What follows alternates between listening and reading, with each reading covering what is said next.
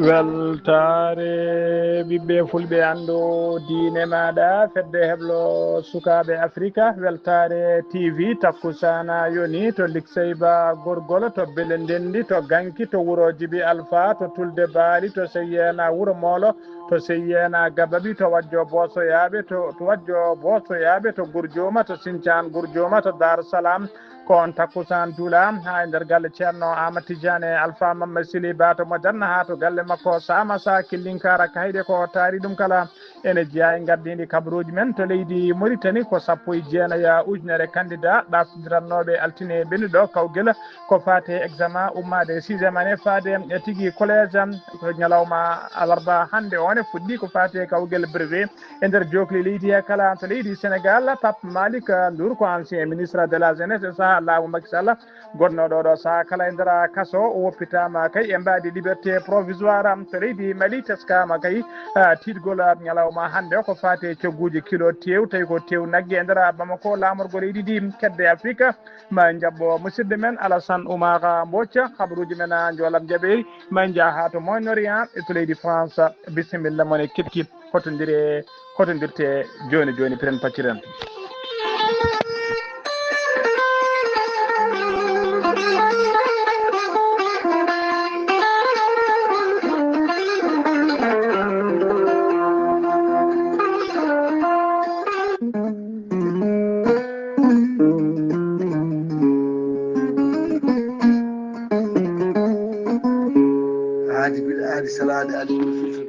salade aadi ɓuuri firtude aadi ceerno Djiby Sy wi ko firtata aadi mo adodiri e jande weltare ɓiɓɓe fulɓe andu diine maɗa weltare TV ceerno Djiby Sy ko wittiyanke leɗɗe ko safriyanke safruji fina tawa gandu bindi laaɓade leɗɗe jadinɗo ɓal walla danowal kala ceerno Djiby Sy Allah luɓirimo gandal omo safara rafiji kewɗi ɗi jiida cirol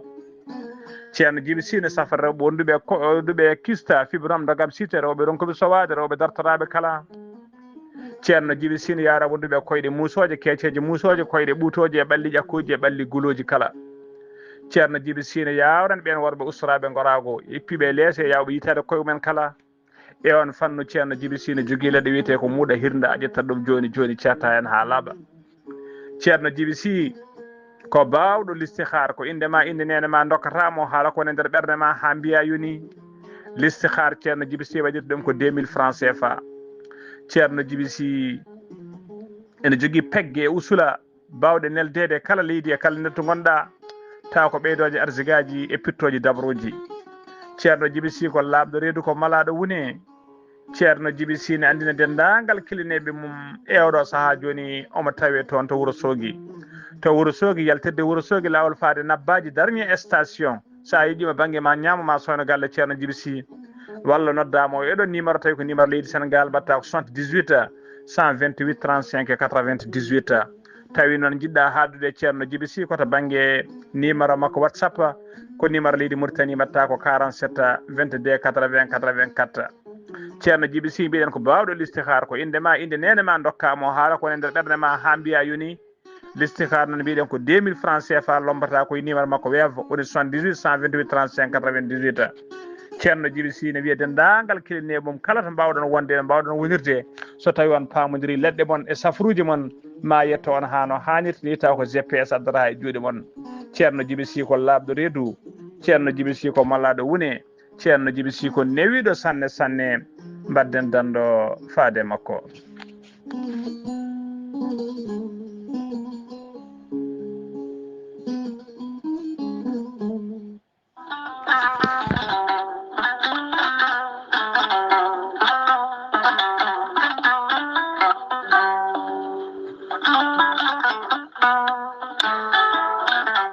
an jambitowo ɓandu musoru ɓandu wuloru ɓandu jaaɗoru koyɗe musoje koppi musoji keceje museje joguiɗo AVC jogui kardiaga neɗɗo tuƴiɗo donkuɗo yaade jama e juma ni jokkoyde e ndam ni yaade haajuji mum goɗɗi kala ngam musalla e joguiɗo hémorroïde gonɗo nder e jalto bowal kala e ñabbuji goɗɗi cuuɗotoɗi e nder ɓalli yogay muɗum kala jokkodire gorel te joni joni mbiya alhamdulillah gorel te hewɓe jokkodiri e ngal ɗon gollorgal ɓe kolliti yogay ñabbuji ɗiɓe jambittanno oɗo saha kamɓe kala ɗin jiitime en koye maɓɓe no feewi gorelte ko haako moƴƴo iwru koto koredi noro ala rewam ala effet a wulnat tan ndiyam ma ha wula guitta ko jamireɗa mbaɗa hen aɗa yara aɗa yiito cellal ɓandu maɗa gorelte sa yiɗi hebde hen ko laaɓi jahata koto site mabɓe internet a mbaɗa www.gorelte.com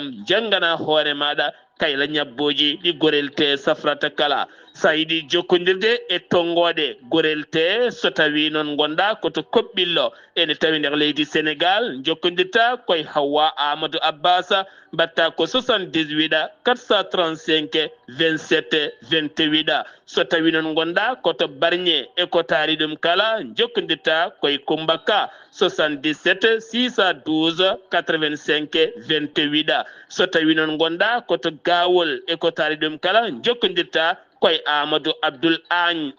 on noon mbatta ko 77 123 22 97 so tawi noon gonɗa koto Guédiawaye jokkodirta koye Amadou Abbas Ka mbatta ko 70 606 33 43 so tawi noon gonɗa koto Kermassara jokkodirta koye Mamoudou Gayda 77 542 50 84 so tawi noon gonɗa koto leydi France jokkodirta koye Harouna Gayda 06 50 99 64 43 musidɓe tedduɓe gorelte ko safara ɓolo tan ala rewam ala effet a yarat aɗa yiito cellal ɓandu maɗa mbadden dando faade ittude ɗeɗo henna ñooke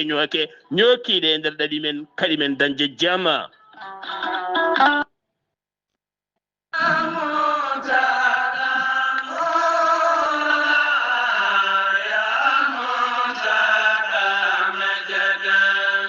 bismillahi irrahmani irrahim alhamdulillahi rabbil alamina Dara moderne de l'excellence Alhaji Seydou Nourou Tall e gardugol Ceerno Makki Muntaga Tall khalifa diine kami Ceerno Seydou Nourou Tall imam juma mawɗo mo Cheikh Omarul Foutiyou Tall aɓe jogui beele men mawɗo teddinirde e tintinde dendagal bandiraɓe julɓe kala ɗo goni windere nde ñande goo lewru juillet 2026 aɓe guddita dimoni mabɓe ha yaaji wonande ɓen yiɗɓe windide sukaɓe men ko fate cours de vacances sukaɓe rewɓe kamɓe worɓe kala bisimilla mumena Dara moderne de l'excellence Alhaji Seydou Nourou Tall ko duɗal kettinagal e jangguin leydi Sénégal kono kadi ko duɗal gandiragal alqouranil karim français anglais kami hebloji goɗɗi garɗuɗi kala mumena Dara moderne de l'excellence Alhaji Seydou Nourou Tall kala hitande ko fati concours aji examen aji kala eɗen gandi duɗal ngal hedata en caggal Dara moderne de l'excellence Alhaji Seydou Nourou Tall ene jogui nden ka ekisal ene waɗi caméra de surveillance denowo jamma e ñalawma sukaɓe goni koye nden ka ekisal ene ñaama ene jara ene laaɓi ene pija ene janga ene jangguine needi ekisal kala Dara moderne de l'excellence Alhaji Seydou Nourou Tall jogui ko duuɗe ɗiɗi duɗal rewɓe ngala tawete ko toon to Sicap Liberté 3 villa 17 78 b ene tawe e nder Dakar so tawi ko Dara rew worɓe o on noon tawete koto Kermassar cité Dubai Almadi D ene tawe e nder Dakar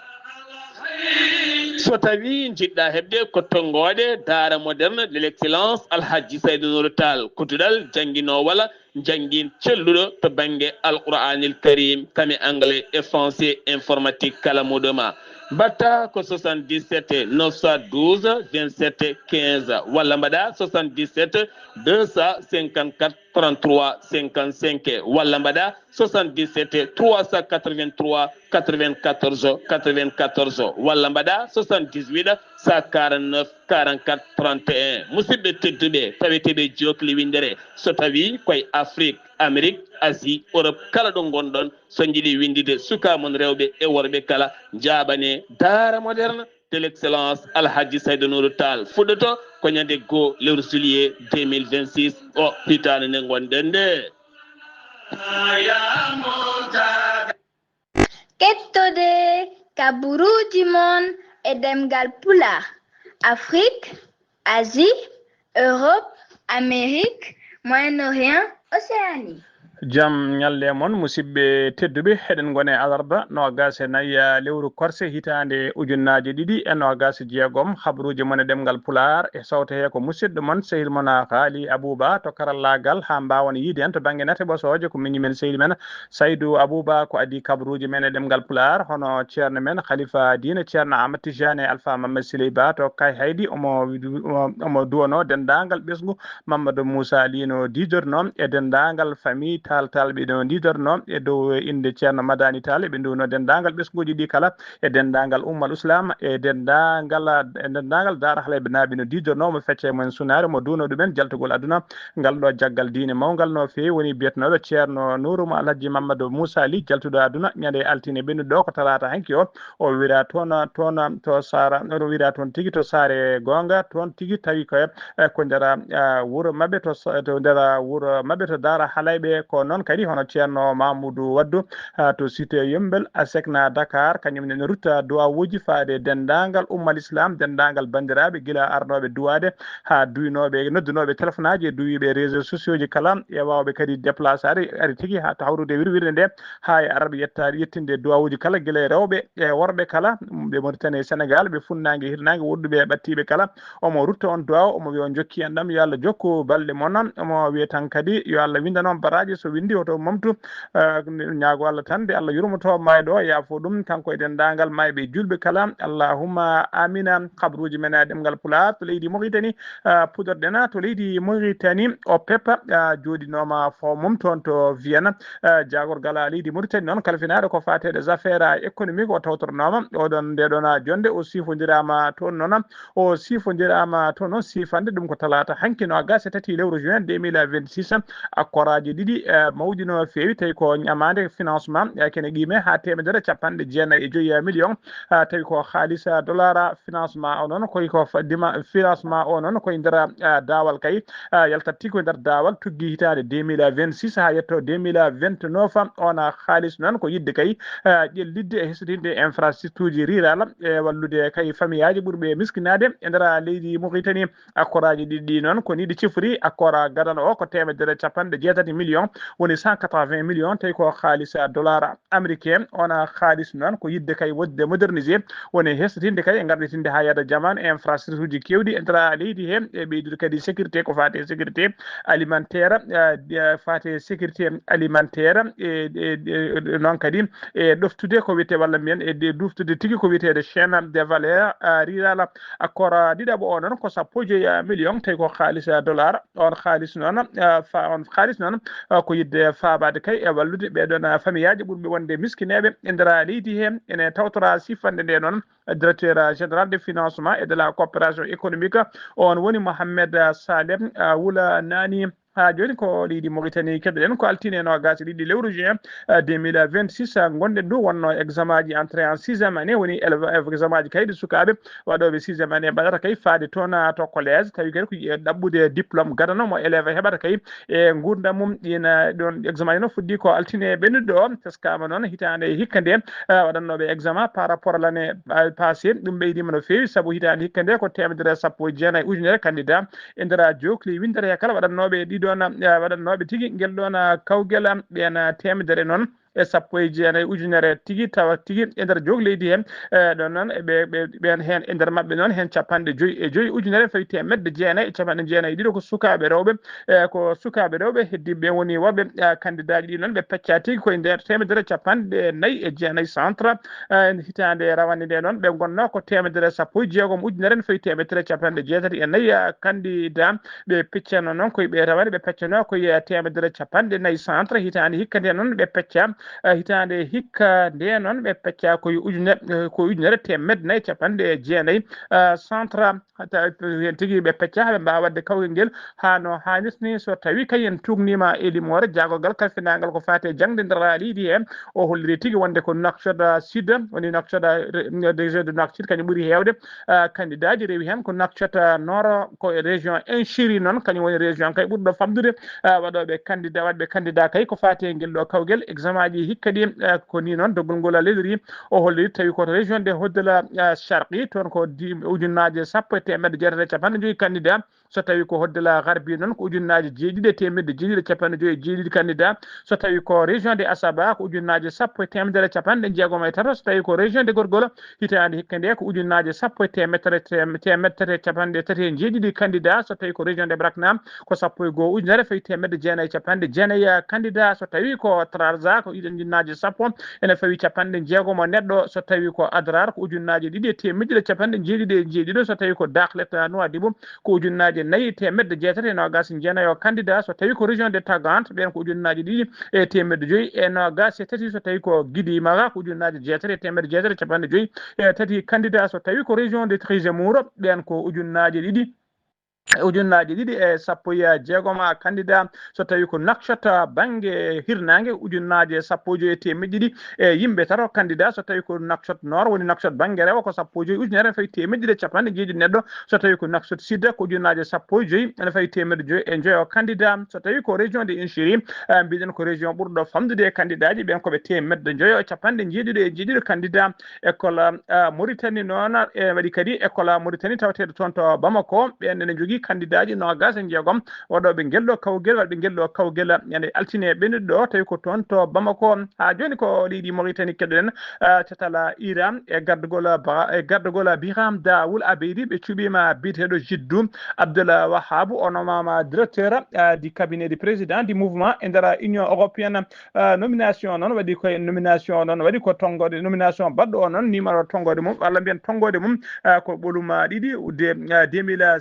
volume ɗiɗi 2026 tawi kadi siifi ɗum ko Biram Daoul Abeydi kadi oɗon décision ciifaɗo kay tawi tonggode mum mbiɗen ko 2026 tigui fuɗɗoto ko imme fuɗɗoto tigui ko nde o siifande kanko noon Jiddou Abdallah Wahab noon halfinama golle ko fati e golle bureau de la présidence tawi ko kanko kadi kanko tigui ɗo wata guinola golle kay activité ji catalla ira kala e nder dongre Europe ha joni ko leydi Mauritanie sen ummima to leydi Mauritanie koto leydi Sénégal paaɗena Mbor biteɗo Mor Mbaye Cissé noon ko jayndi yanke nangaɗo kay oɗo saaha joni ne wedda e nder kaso ko jayndi yanke noon tawi ko jayndi bindol witede Seneweb hewɓe noon kay guila e pelle sekkile pelle ɓe witeɓe société civile ha e jayndi yankoɓe ha yimɓe hewɓe kolliri hen mette mumen mawde no fewi namdima kadi nde woppitte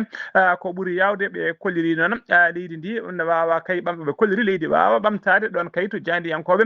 keɓani wellitare taw jayndi yankoɓe kala ko neɗɗo haali walla ko windi nanggue wedde e nder mbabba ɗum ƴellitta leydi ndi ɓe kolliri noon leydi Sénégal foti ɓurde ɗon nangude leydi Sénégal kay foti ɓurde kay nangude jayndi yankoɓe e kala saaha ko guila talata hanki noon o nanga o mona soka e mbadi garde à vue to sûreté urbaine caggal kay nde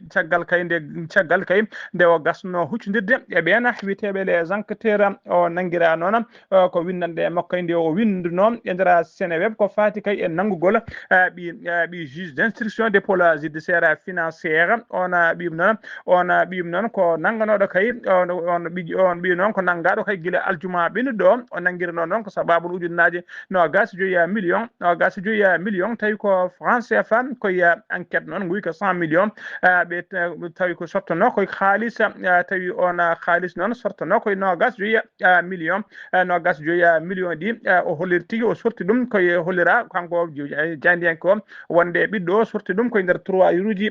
jinnaɗo mum gorko e nder enquête o noon hollirama wonde ɗiɗo nogas joyi million kay jeeyaka e haalis magistrat o ko ɗin koggude noon addanimo kay oɗo saha walla nden windande addani oɗo jaydiyanke nanguede ne soka ha joni ko leydi Sénégal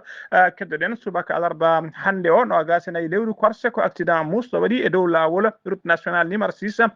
tolno wuuro witego Bagaga noon tawe e nder commune Moadeyan ko mini car noon umminoɗo Ziguinchor kañum tigui yalti lawol mum o buɓɓoyi e lekki tawi ko lekki palmier gonnoki saralla goudron e ɗon noon debbo goto wasi hen fittade mum o yaranno e duuɓi nogas e jeeɗiɗi suwata o noon andede holko saabi accident o losgoji jaɗɗi noon udditama hen ha joni ko leydi Sénégal keɗoɗen Moustapha Ka kañum woni hoore catala bitegal OFNAC noon woni office national de lutte contre la corruption ko catal kay halfinaɓe ko fate haɓade winnade mbuñaari ndara leydi Sénégal kanko Moustapha Ka noon o erima dendagal gollotoɓe laamu kay tawi ko inde men winda kay noddaɓe eraɓe gila ko ɓoy nde garat kay wadde ko wiyete déclaration patrimoine mumen yo gar kay kollira yeeso mabɓe kay dendagal ngaluji ko jogui e saaha kay ƴettanno laamu beele kay so jaltoyi e laamu ene ɓeete ƴeewe so tawi kay jawdi ndi ene laaɓine rewi lawol o holliri noon gila nden erango waɗa noon yimɓe hewɓe kay calima notitade hen o holliri noon saabu kay ko sappoji ujunere e ko walla mbiyen ko ujunere temedde joyyi capanɗe jeenayo e nayo ujunere temedde joyyi capanɗe jeenayo e nayo kañum woni neɗɗo winditaɓe fodɓe arde wadde déclaration patrimoine kono de o holliri e nder ɓen ujunere temedde joyyi capanɗe jeenayo e nayo ko temedde joyo e capanɗe joyo e jeetat tan guila ɗum fuɗɗi kay fuɗɗiɓe arde wadde déclaration ngaluji mumen kanko Moustapha Ka noon o rokkiɓe délai kay dernier délai kadi o rokkiɓe ko ɗo ha capan tati goo lewru juillet dartono ndu 2026 kala mo arani kay koko rewnete lawol o holliri kadi ɓe garani ɓe kala doggol koko waɗete ɗimen foof koko limtete e dendagal site uji officiel e dendagal jayɗeɗi tawateɗi ndira leydi he kala ha joni ko leydi Sénégal keɗoɗen Pape Malick Ndour ko ancien ministre de la jeunesse e saaha laamu Macky Sall ko kanko tigui kanko wonno mbiɗen ministre de la jeunesse ko kanko nanganoma soka kay guila janvier 2026 tawi kadi o nanguir noon koye alhaali Prodac o tumano noon ko mbuñaari kene qime ha milliard uji ɗiɗi ene fawi temed tati million tawi ko franc CFA joni noon oɗo saaha mo kalten chambre d'accusation rokkimo liberté makko woni wellitare makko tawi koye mbadi liberté provisoire ha joni habaruji men demgal Pulaar to leydi Sénégal ha joni keddoɗen concours général sénégalais édition 2026 on concours noon yuɓɓinama ko kebnoɗo polgu hitande rawane 2025 ko kañum kadi heeɓi ari premier e nder ndeɗo hitande 2026 ko kanko woni meilleur élève dendagal kalsuji première année e nder leydi Sénégal kala o heeɓi noon ko toɓɓe capanɗe jeegom e jeetati ko ɗum woni ko heeɓi omo wiye Ahmed Babou noon ko élève terminal ko wiyete S1 o S1 to nokku to wiyete Prytanée militaire Charles Ncokore mo Saint-Louis e nder maccuruji nayyi e nder maccuruji nayyi walla mbiyen fannuji nayyi ko kanko heedi yeeso kanko ari premier ko kanko heeɓi premier prix en français ko kanko kadi heeɓi premier prix en citoyenneté et droit de l'homme kanko heeɓi troisième prix kanko heeɓi premier prix ko wiyete distraction philosophie kanko kadi heeɓi premier prix ko fate philosophie walla mbiyen ko fati physique ene hollit tan wonde kay ko oɗo élève ko élève polyvalent woni tigui to banggue matière uji scientifique e matière uji littéraire kala fof foti e makko ha joni habaruji men demgal Pulaar to leydi Sénégal ha joni keddoɗen jeen ha to Kolda noon ko biyeteɗo Samba Gueye ko kañum de habno e sehil mum tawi kadi bone rindinoɓe ko 3000 francs CFA woni temedde jeegom ko ɗum noon ɗen metti noon heeɓimo caggal nde o dugde on o serdam ko ɗon tigui o addoyi butel makko ga essence o yuppi e sehil makko o hosti hen kuɗol almeta ɗon noon ɗum o yuppi mum so nokku wuuro wiyetego Wassadou e nder région de Kolda mbiɗen noon tawi ala ko remdiniɓe so wona bone 3000 francs woni temedde jeegom o sumi hen noon cumu kulɓinigo no fewi o gañima hen kay hay sinno mayani o gañima hen gañande musde no fewi omo tawe to hôpital régional mo Kolda neɗɗo jinnoɗo kadi walludemo fabademo kañum e hoore mum gañima hen kanko Samba Gueye noon o wiyama teɓ kay omo tawe juuɗe gendarme aɓe o waɗa won tawatno juuɗe gendarme aɓe waɗama déféré yesso parquet enquête kadi nana jokki hen ha joni habaruji men demgal Pulaar to leydi Sénégal ha joni keddoɗen maître Patrick Ngabou ko avocat o hollori tigui wonde plainte contre maître Alassane Sall tawi ko député déposama tawi ko fati alhaali alhaali Azer noon ko kañum woni ko haalete oɗo saaha kala ko 37 milliards e nder leydi Sénégal o waɗama portema o holliri noon wonde plainte kay déposama contre Alassane Sall ha joni ko leydi Sénégal keɗoɗen Abdoul Aziz Diop noon ko ancien conseiller spécial Macky Sall tawateɗo oɗo saaha joni e nder kasom e mbadi kay mandade dépôt ko talata hankino gase tati lewru juin o fonno darade yeeso juge woni procès makko fonno wadde ɗum dittanama noon ha capantati lewru juin ndu gonɗen du avocat ji makko noon ñaguinoma nde heɓata liberté provisoire woni tigui nde heɓata wellitare makko o fata galle makko ha ñande capantati nde wara nottisade kono juge o wi tigui ko loppete o ruttinama toon to kesomo robisa kanko noon nanguira ko haalde kay ko haalde ko fewani faade Ousmane Sonko horajo suudu sarɗeji faade militant ji Pastef ha joni ko leydi Sénégal keddoɗen subaka alarba hande o tinama cuumo to immeuble biteɗo immeuble Tamaro noon tawete ko nder hakkude walla mbiyen nder wonki Dakar woni centre ville ko cuumu noon cuumu ngu noon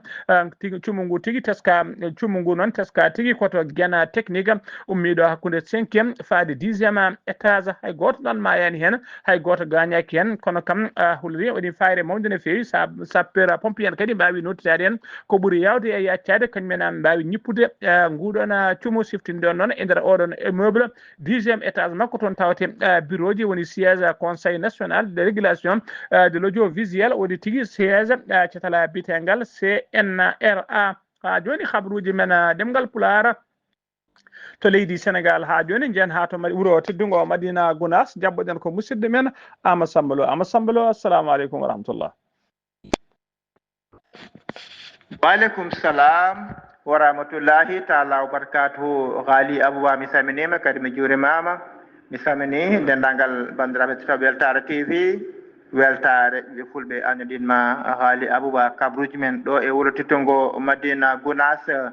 caggal fodde jonte ɗiɗi ko wayruno tobde ɗo e wuuro teddugo Madina Gounass caggal cuɓoli gadani hewɓe taw gawino caggal muɗum waɗi noon yooro seeɗa fodde jonte ɗiɗi ene yoori kono kadi toɓani ha gala gawnoɗo e toɓol gadani taw joguinomi kulhuɗe mawɗi hano hannirta ni alhamdulillah alamin e jamma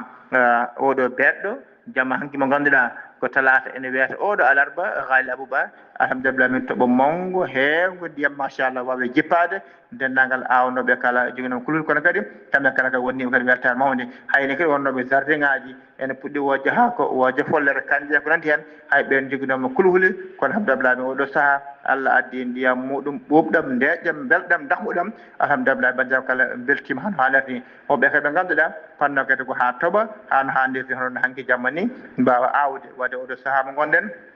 heɓe kadi ɓe cuwani awde ɓe han kadi pelliti han kadi kolima han kadi ndiyam ɗam han kadi daftorako han kadi oɗo saaha natani golle guese ɗe hano hannirta ni hewɓe ene gawa ɓe kadi gawino ha fuɗɗima fudde taw joni kulhuli kono Allah newni ndiyam aride moƴƴi e Ghali Abouba bandiraɓe kala ene belti kono kadi ene beyti ni woni huuɗo ko han kadi fuɗɗima mawnude wadde daabeje ɗe puɗɗima kadi faytade puɗɗima kadi machallah moftude no moƴƴi oɗo saaha huuɗo ko kala kala jaada nder ladde ɗe e nder galleji ɗi foof machallah bandiraɓe kala ene belti tan hannde Ghali Abouba nde wonno wuttudengo Madina Gounass alhamdulillah min galleji ɗi enen jaaji ene mawni kala galle hen banggue woni ko maaha banggue kedde woni ko wiyete lowre wadde hewɓe kadi den looɓe ene maaɗi hen makkaji hay ko nandi hen ha kadi fayata haako taw kadi gallo wawa hutorade kon ha ko e nder ndungu he gallowe ɗe kala gawama hano hannirta ni kono kadi oɗo saaha kala mo ganduɗa joguinoɓe kadi beyi baali nayyi e nder wuuro ngo foof han kadi yamirama yo nanggue ha guese ɗe gasa ha laaɓa nde won neɗɗo fotani lorde koddiɗo muɗum kala ko awi beyi ma baali ma hayni guertode ma e garan biddo bonna ɗum kadi so haalama kadi wonta kadi goɗɗum wadde oɗo saaha kala mo jiiɗa kadi nangui beymum e baali muɗum ha ndungu kadi sirta e dow jaam e celle kesaɗa Ghali Abouba ko musidɗo Amadou Samba Lo Madina Gounass feede Weltare TV weltare ɗe fulɓe annodinema Ghali Abouba. Ama Samba Lo golle ma jooɗi peewi heɗen ñaago Allah tan yataw ko belɗam yo won ndungu belngu allahumma amina kabruji men demgal Pulaar sen no mbima to Madina Gounass koto leydi Mali paaden état major général des armées mo leydi Mali ɓe kolleri e nder communiqué mabɓe wonde fama woni forces armées malienne ɓe mbaɗi no ñande aset nogas lewru juin gonɗen ndu opération pattam lemijo tawi ko tawi tigui ko laaɗi diwoje ɓe kutori e nder falde to wiyete e nder falde to ɓe mbiyata kunka mbungu e ko mbungu noon kumpa ngudu sunga muka ene tawe e nder région de Ségou ɓe kolliri noon wonde ɓe mbari hen jihadiste en pelle joguitiɓe hewɓe ɓe ñoɓima hen pittali men ɓe bonni matériel kewɗo no fewi ko leydi Mali ha joni keddoɗen gurdam e nder Bamako kala ñalawma ene ɓeydo sattude no fewi gueɗe ñametede kala ñalawma kay cogguji men ene ɓeydo ngabbude no fewi e ñalawma hande o teskama kilo tew tawi ko kew naggue e nder Bamako Bamako so tawi ha festaki ujunna 5000 francs CFA a wawata tigi hebde o don kilo tew dum non be koliri hande nyamde tew nagge walla nyamde tew e ndera Bamako ko hunde liksunede ne fewi be koliri hebdan namdata holko saabi no leydi may way hewde jawdi darindi ni no way hewde nay e gayni holko saabi tew togguji tew ene bayani ngabbude tawi kadi e lema taw ummoto ko caggal leydi ha joni ko leydi Mali kedere ñande no gasi go lewru juin gonde do woni alerte policier ji be commissariat de premier arrondissement be khaay e gardugol commissaire Daoud Cissé be mari opération patamle mijo be tebima sagatabe dido he goto yardu capanna e go keddido jubi capantare jeenay wonnobe kay e auto tay ko auto transport na jonni koliji nde di koliji non be pamani dum koliji 6pm ko don be dartini auto ne be puyi auto non be tawe modum capande jeenay e jeetati paquet tay ko drogue mo hinde chanvre ni sagatabe dido be non tagal de nangano kay badama e juude justice enquête nana jokki hen ha joni khabruji men demgal pular ko leydi Mali ha joni keddoɗen jeen ha to kajola non ko to kajola ɓuri toon sattude hande yiide kala koko wiyete toɓɓere wotere ko fate carburant station ngaji e carburant e nokkuji kewɗi carburant yeyata ko ɓe mbiyata marché noir e oɗo saahaji foof koko yori kossam hay wadere a dañata nden oɗo saaha joni nde ko fate oɗo saaha joni nden ngakkere carburant noon ene herƴini hande no fewi gurdam fate kodde kajola naɓe transport satti muusi ko ɗon kadi ndema hutortonoɓe gasoil walla essence foof e oɗo saaha joni ko caɗele mawɗe no fewi ha joni habruji men demgal pulara kedde afrique jabɓoɗen ko musidɗo men Alassane Oumar Bodj gorko mo Sarandogo. Alassane Oumar Bodj a salminama. en calmitima Ghali Abouba en calmini dendagal hettiyankoɓe Ayawu TV kawri men ɓurtirtude e dongre afrique ñalawma hande o puɗɗon ko leydi Mali to nde ko ɗaɓɓande taw kadi ko heɓde wellitare wonande ko journaliste taw ko biteɗo Sahana Takiou ene waɗi toon avocat ji maɓɓe oɗon journaliste woni jayde yanke ɓe mbawi on joƴƴinde taw ɗaɓɓade maɓɓe wonande kadi taw aɓe keeɓa wellitare oɗo jayde yanke taw kañum wonno directeur journal 22 septembre joguiɗo caɗele tawde ko cellal ɓandu mum e nder prison to won to jaggaɗo gila jeetati lewru korse ujunaji ɗe nogas e jeegom cagga kay ndewri wonde ono tawde ko fatti kadi presse wonno kadi gueɗe mum foof nanggui ɗum ko justice o ko ɗon kadi o dañi hono caɗele ha mbawi hono dummude mo journaliste goɗɗo o mbiyeteɗo ko Abdourahmane hono Keita kañum woni directeur témoin kanko kadi ko cokaɗo gila jeenayyi lewru korse ujunaji nogas e jeegom caggal kanko ndewi wonde wuuro Kidal de e oɗo saaha e jiiɓe ɗum ko jihadiste en ɓe mbaɗi ɗum han mettere no feewi wonande noon avocat ji wonɓen tawde ko journaliste ɓe mbaɗi hono démarche uji mum ngam heɓde wellitare ɓe jaydiyankoɓe jaggaɓe e toon wonande noon hon maison jaydiyankoɓe o ɓen kadi puɗɗima wadde taaɓe mumen ngam yirnaɓeɓe taw kadi ko wellitare haɓe mbawa kadi artude kadi e koye mabɓe ɗum ko fadde kadi e to Nigéria de ene wayno e oɗo saaha mo gonɗen kañumenne ko fadde kadi ittude tawde ko fadde kono cour taw ko pénal international wona taw ko oɗo secrétaire général wona des nations unies Antonio ono Guterres wawi hono wadde kañumne e nder ɓatokuru mum wonande ko décision état toon to ñaame wonande waɗa ɗum taw ko retraité e kala ko fate o taw effectif mum e wonande e nder hitande kono noon ngal ɗon onon ngal pellital ƴettangal noon ma waw kadi